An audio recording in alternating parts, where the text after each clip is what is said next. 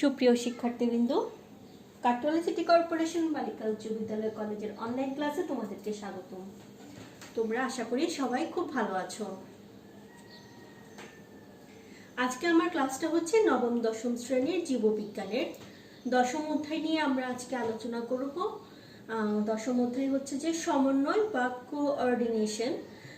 এই অধ্যায় নিয়ে এই অধ্যায়টা আজকে আমরা শুরু করব। তাহলে চলো শুরু করি আমরা। সমন্বয় জিনিসটা কেন এখানে বলা হয়েছে উদ্ভিদ এবং প্রাণীর ক্ষেত্রে, সেটা একটু বোঝার চেষ্টা করো যে আমাদের জীবদেহের শারীরবৃত্তীয় কাজকর্মগুলা কিন্তু একসাথে অবিরামভাবে চলছে। এমন নয় যে আমরা একটা কাজ আমরা যখন চোখ দিয়ে দেখি তখন কিন্তু আমরা কথাও বলতে পারি, তখন কিন্তু আমরা হাত পাও নাড়াচাড়া করতে পারি, যে কোনো কাজ করতে পারি। একসাথে আমাদের কাজগুলো, প্রত্যেকটা কাজ আমাদের একসাথে চলছে, একযোগে চলছে। তো এই কাজগুলোর মধ্যে কিন্তু এটা শুধুমাত্র প্রাণী নয়, এটা প্রাণী, উদ্ভিদ সব ক্ষেত্রেই এটা প্রযোজ্য যে জীবদেহের আমাদের প্রত্যেকটা কাজকর্ম একসঙ্গে একযোগে চলছে। এই কাজগুলোর মধ্যে যদি সমন্বয় বা কোঅর্ডিনেশন যদি না থাকে তাহলে কিন্তু আমাদের জীবদেহের জীবনে নানা রকম অস্বাভাবিকতা দেখা দেয়। এটা কিন্তু খুব গুরুত্বপূর্ণ একটা বিষয়, সমন্বয় করা। উদ্ভিদের কাজগুলো যেমন হচ্ছে যে প্রজনন, উদ্ভিদের সুপ্ত অবস্থা, অঙ্কুরোদ্গম, বিপাক, বৃদ্ধি, চলন, এই শারীরবৃত্তীয় কাজগুলোর মধ্যে সমন্বয় থাকতে হবে। ঠিক তেমনই মানবদেহের স্নায়ুতন্ত্র, হরমোন, তোমার পরিপাক সবকিছুর সাথে কিন্তু একটা সমন্বয় থাকা লাগবে। তা না হলে কিন্তু আমাদের জীবনে নানা রকমের সমস্যা দেখা দেবে। তো প্রথমে উদ্ভিদের সমন্বয়টা কিভাবে হয় বা কি কি প্রভাব বিস্তার করে উদ্ভিদের সমন্বয় সাধনে, সেটা আমরা জানবো। তো চলো আমরা সেটা জানি।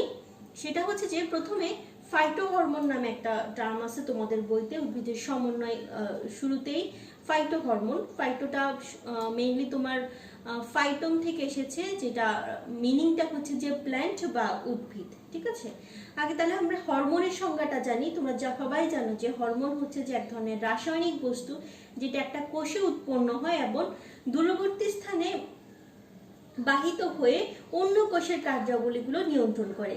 যেই কোষে উৎপন্ন হয় সেই কোষে না, অন্য কোষের উৎপত্তি স্থল থেকে বাহিত হয়ে দূরবর্তী স্থানের কোষ বা কোষপুঞ্জের কার্যাবলী নিয়ন্ত্রণ করে, সেটাই হচ্ছে যে তোমার হরমোন। আর উদ্ভিদের যে হরমোনগুলো আছে সেগুলোকে বলা হয় ফাইটো হরমোন। তাহলে উদ্ভিদের বৃদ্ধিকারক বস্তুগুলাই হচ্ছে মূলত ফাইটো হরমোন। হরমোনের সংজ্ঞাটা আমি আবারও বলছি যে রাসায়নিক বস্তুটি কোষে উৎপন্ন হয় এবং উৎপত্তি স্থল থেকে বাহিত হয়ে দূরবর্তী স্থানের কোষ বা কোষপুঞ্জের কার্যাবলী, একটা কোষের কার্যাবলী অথবা অনেকগুলো কোষের কার্যাবলী নিয়ন্ত্রণ করে, সেটাই হচ্ছে যে হরমোন। ঠিক আছে, তাহলে উদ্ভিদের যে হরমোন সেটা হচ্ছে ফাইটো হরমোন। উদ্ভিদের মধ্যে যে হরমোনগুলা কাজ করে, মেইনলি উদ্ভিদের বৃদ্ধিতে সাহায্য করে, সেটা হচ্ছে যে অক্সিন, জিবেরিলিন, সাইটোকাইনিন এবং ইথিলিন। মূলত এই চারটা হরমোনই উদ্ভিদের বৃদ্ধিতে সহায়তা করে। তাহলে প্রথমে আমরা এগুলাই যে চারটা হরমোনের নাম আমরা জানলাম, এগুলা ডিটেলসটা একটু পড়বো। তোমরা এগুলা পড়ার সময় অক্সিন, জিবেরিলিন এবং সাইটোকাইনিন, ইথিলিনের প্রধান কাজগুলো অবশ্যই একটু মাথায় রাখবা, একটু মাথায় রাখার চেষ্টা করবা। এটা তোমাদের জন্য অনেক ইম্পর্টেন্ট।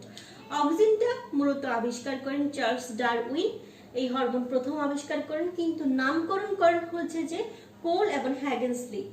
ঠিক আছে, অক্সিনটার প্রভাবটা হচ্ছে যে তোমরা একটু খেয়াল করে দেখবা যে তোমাদের বারান্দায় যে গাছগুলা আছে সেগুলো দেখবা যে গাছগুলো বারান্দায় আমরা রাখি, সেগুলো দেখবা যে সূর্যের আলোটা তো বাহিরের দিকে থাকে, বাহিরের দিকে আলোর দিকে বেঁকে বৃদ্ধি পায়। একটু খেয়াল করলে তোমরা জিনিসটা দেখবা যে উদ্ভিদটা আলোর দিকে বেঁকে বৃদ্ধি পায়। এটা মূলত আবার কিন্তু ওই গাছগুলোকে যদি আমরা অন্ধকারে রেখে দিই বা যেখানে পর্যাপ্ত সূর্যের আলো পৌঁছায় না, সেখানে কিন্তু ওই সেম উদ্ভিদগুলা কিন্তু খারাপভাবে বা সোজাভাবে বৃদ্ধি পায়। এই খারাপভাবে বৃদ্ধি পাওয়ার মূল কারণটাই হচ্ছে যে অক্সিনের প্রভাব। ঠিক আছে, তার মানে হচ্ছে যে অক্সিন যেখানে পর্যাপ্ত সূর্যের আলো পৌঁছাতে পারে সেখানে অক্সিজেন থাকে না, কিন্তু উদ্ভিদের যেই অংশগুলোতে মূলত সূর্যের আলো পৌঁছাতে পারে না পর্যাপ্ত পরিমাণে, সেই অঞ্চলগুলোতে থাকে। যেমন মূলে বা ভ্রূণমূলে বা উদ্ভিদের যে নিচের দিকে যে কাণ্ডগুলা মাটির সাথে থাকে ওইখানে কিন্তু দেখবা যে উদ্ভিদের আলোটা পর্যাপ্ত পরিমাণে পৌঁছাতে পারে না, ওইখানে মূলত তোমার অক্সিজেনটা থাকে এবং এটা বিজ্ঞানীরা পরীক্ষা করে দেখেছে। ঠিক আছে, তাহলে অক্সিজেনের কাজটা হচ্ছে যে, আর আরেকটা জিনিস মনে রাখবা যে অক্সিজেনের পরিবহনটা হয় নিম্নমুখী ভাবে। ঠিক আছে, অক্সিজেনের পরিবহনটা সাধারণত নিম্নমুখী ভাবে হয়। ঠিক আছে, অক্সিজেনের কাজটা হচ্ছে যে অক্সিজেন বীজহীন ফল উৎপাদনে সাহায্য করে, শাখা কলমে মূল গজায় এবং অকালে ফলের ঝরে পড়া রক্ষা বন্ধ করে। শাখা কলমে মূল গজায় এবং অকালে ফলের ঝরে পড়া বন্ধ করে। ঠিক আছে, তাহলে অক্সিজেনের কাজটা তোমরা নিশ্চয়ই বুঝতে পারছো। এরপরে আমরা আসবো জিবেরেলিনে। জিবেরেলিনটা হচ্ছে ধানের বাকানি রোগের জীবাণু, এক ধরনের ছত্রাক যা ধান গাছের অতি বৃদ্ধি ঘটায়। এই ছত্রাককে বিজ্ঞানীরা পরীক্ষা করে দেখেছে যে এই ধানের যে বাকানি রোগের জীবাণুটা রয়েছে ওই জীবাণুটা বিজ্ঞানীরা পরীক্ষা করে দেখেছে যে এক ধরনের জৈব পদার্থ নিষ্কাশিত হয় ওই জীবাণু থেকে, যার প্রভাবে ধানের এরকম অতি বৃদ্ধি হয়। এই পদার্থটি হচ্ছে যে জৈব পদার্থটি হচ্ছে যে জিবেরেলিন। এই জিবেরেলিনটা মূলত তোমার খাটো উদ্ভিদে তোমার প্রয়োগ করলে উদ্ভিদটি অন্যান্য সাধারণ উদ্ভিদ থেকে অনেক বেশি লম্বা হয়। এছাড়াও ফুল ফোটাতে, বীজের সুপ্ত অবস্থার দৈর্ঘ্য কমাতে এবং অঙ্কুরোদ্গমেও এর কার্যকারিতা রয়েছে। এরপরে আমরা আসি সাইটোকাইনিনে। সাইটোকাইনিনটা মূলত উদ্ভিদের ফল, ডাবের পানি, শস্যে এই জায়গাগুলোতে পাওয়া যায়। এর কাজ হচ্ছে মূলত কোষের বৃদ্ধি, অঙ্গের বিকাশ, বীজ ও অঙ্গের সুপ্ত অবস্থা ভঙ্গ, বার্ধক্য বিলম্বকরণে এই হরমোনের ভূমিকা রয়েছে। এছাড়া কোষ বিভাজনের সময় সাইটোকাইনিন হরমোনের প্রভাবে কোষের সাইটোকাইনেসিস ঘটে। ঠিক আছে, এরপর হচ্ছে ইথিলিন, যেটা মূলত একটা গ্যাসীয় পদার্থ। এটা তোমরা দেখবা যে ফল পাকাতে এই ইথিলিনটা সাহায্য করে। ঠিক আছে, কৃত্রিমভাবে যদি দেওয়া হয় তাহলে কিন্তু দ্রুত ফলটা পেকে যাবে। ঠিক আছে, এখন ইথিলিন হচ্ছে যে ইথিলিনের যে কাজটা সেটা হচ্ছে মূলত ফল পাকাতে সাহায্য করে। এছাড়াও তোমার মূল ও বীজের সুপ্ত অবস্থা ভঙ্গকরণ, চারা গাছের কাণ্ডের বৃদ্ধি ঘটায় এবং চারা গাছকে লম্বা হতেও সাহায্য করে। ঠিক আছে, এই যে 4টা ফাইটো হরমোন, এই ফাইটো হরমোনগুলো সম্পর্কে তোমাদের বইতে অনেক ডিটেলস লেখা আছে। এগুলা মাস্ট তোমরা এদের কাজগুলা মূলত পড়বা, ফাইটো হরমোনের সংজ্ঞাটা অবশ্যই পড়বা।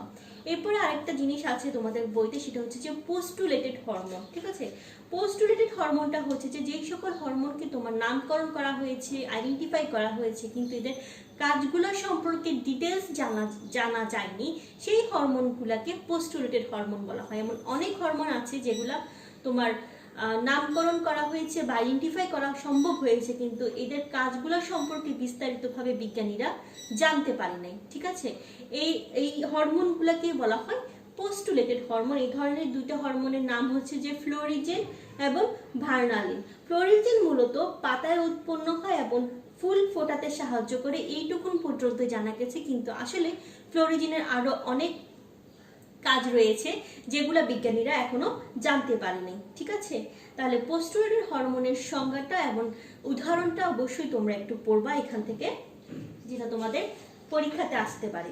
এরপরে আমরা পড়বো উদ্ভিদের বৃদ্ধি। হ্যাঁ, উদ্ভিদের বৃদ্ধিতে প্রথমেই তোমাদের বইতে যে টার্মটা আছে সেটা হচ্ছে যে জিও পারসেপশন বা অভিকর্ষীয় চলন বা অভিকর্ষীয় উপলব্ধি। দেখো, পৃথিবী তার সকল বস্তুকেই কিন্তু তার নিজের দিকে, তার কেন্দ্রের দিকে টানছে। ঠিক তেমনই কিন্তু উদ্ভিদের ভ্রূণমূল বা ভ্রূণের যে কাণ্ডটা সেটা কিন্তু অভিকর্ষের উদ্দীপনাটা অনুভব করতে পারে।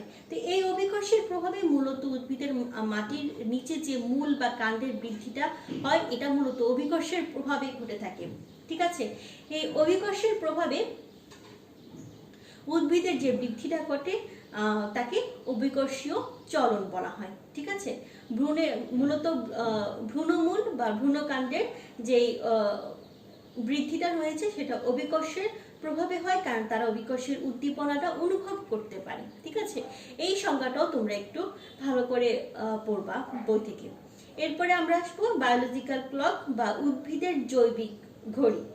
দেখো, উদ্ভিদের ফুল ফোটার উপরে কিন্তু আলো অন্ধকারের একটা প্রভাব কাজ করে। অর্থাৎ কিছু উদ্ভিদের ফুল তোমার ফোটার জন্য দীর্ঘ আলোকের প্রয়োজন, আবার কিছু ফুল ফোটার জন্য তোমার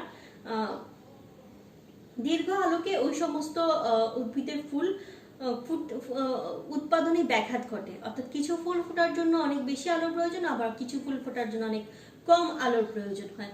এই যে উদ্ভিদের আলো অন্ধকারের এই ছন্দটাকে বলা হয়েছে উদ্ভিদের জৈবিক ঘড়ি বা বায়োলজিক্যাল ক্লক। এটা হচ্ছে যে 3 ভাগে ভাগ করা যায় উদ্ভিদের এই আলো অন্ধকারের ছন্দের উপর ভিত্তি করে। একটা হচ্ছে ছোট দিনের উদ্ভিদ, এটা ফুল ফোটার জন্য ম্যাক্সিমাম 8 থেকে 12 ঘন্টা আলোর প্রয়োজন, যেমন ডালিয়া বা চন্দ্রমল্লিকা। বেসিক্যালি শীতকালের যে উদ্ভিদগুলা বা ফুলগুলা রয়েছে এগুলো হচ্ছে ছোট দিনের উদ্ভিদ। বড় দিনের উদ্ভিদ গরমকালে যে উদ্ভিদগুলা রয়েছে বা যে ফুলগুলা ফোটে সেগুলা হচ্ছে যে বড় দিনের উদ্ভিদ। এটার জন্য তোমার কমপক্ষে 12 থেকে 16 ঘন্টা আলোর প্রয়োজন। যেমন লেটুস, ঝিঙ্গা এগুলা কিন্তু গরমকালের সবজি, তো এগুলার ফুল ফোটার জন্য তোমার দিনের আলোটা একটু বেশি প্রয়োজন। আরেকটা হচ্ছে যে নিরপেক্ষ উদ্ভিদ যাদের পুষ্পায়নে দিনের আলোর কোনো প্রভাব পড়ে না, যেমন শসা, সূর্যমুখী। ঠিক আছে, এই বায়োলজিক্যাল ক্লক এবং তাদের প্রকারভেদ এবং সংজ্ঞা উদাহরণটা অবশ্যই একটু ভালো করে পড়বা। লাস্ট যে টপিক নিয়ে আজকে আমি আলোচনা করব সেটা হচ্ছে যে ভার্নালাইজেশন। ভার্নালাইজেশন হচ্ছে যে উদ্ভিদের যে বীজটা আছে এই বীজকে সত্য প্রদান করলে বা ঠান্ডা প্রদান করলে অনেক সময় তাদের ফুল ধারণের সময়টা এগিয়ে আসে। এই ঠান্ডা বা সত্য প্রদানের মাধ্যমে ফুল ধারণের প্রক্রিয়াকে ত্বরান্বিত করার যে প্রক্রিয়াটা, সেই প্রক্রিয়াটাকে বলা হয় ভার্নালাইজেশন। তোমরা শীতকালে দেখবা যে গ্রামের দিকে দেখবা যে শীতকালে প্রচুর গম হয়। তো এই শীতের গমকে যদি আমরা গরমকালে লাগাই তাহলে দেখা যায় যে ফুল আসতে তাদের অনেক দেরি হয়ে যায়। কিন্তু আমরা যদি গরমকালে লাগাতে চাই, ওই বীজকে যদি আমরা রোপণের পূর্বে 2 থেকে 5 ডিগ্রি সেলসিয়াস উষ্ণতা প্রদান করি, অর্থাৎ সত্য প্রদান করি, তখন দেখা যাবে যে উদ্ভিদের স্বাভাবিক পুষ্প বা ফুল স্বাভাবিকভাবে আসবে এবং কোনো রকমের লেট হবে না উদ্ভিদের ফুল আসতে। ঠিক আছে, তাহলে সত্য প্রদানের মাধ্যমে উদ্ভিদের ফুল ধারণের প্রক্রিয়াকে ত্বরান্বিত করার প্রক্রিয়াটাই হচ্ছে যে ভার্নালাইজেশন। তাহলে শিক্ষার্থীরা তোমরা এখান থেকে অবশ্যই অভিকর্ষীয় চলন, উদ্ভিদের জৈবিক ঘড়ি এবং ভার্নালাইজেশন, এই যে ছোট ছোট সংজ্ঞাগুলো রয়েছে এগুলো একটু মাথায় রাখো। এগুলো তোমাদের সৃজনশীলের ক নম্বর অথবা খ নম্বরের জন্য আসতে পারে। তোমরা এগুলো একটু ভালো করে পড়বা। তাহলে আজকে এই পর্যন্তই থাকুক। নেক্সট ক্লাসে ইনশাল্লাহ আবার তোমাদের সাথে দেখা হবে। আল্লাহ হাফেজ।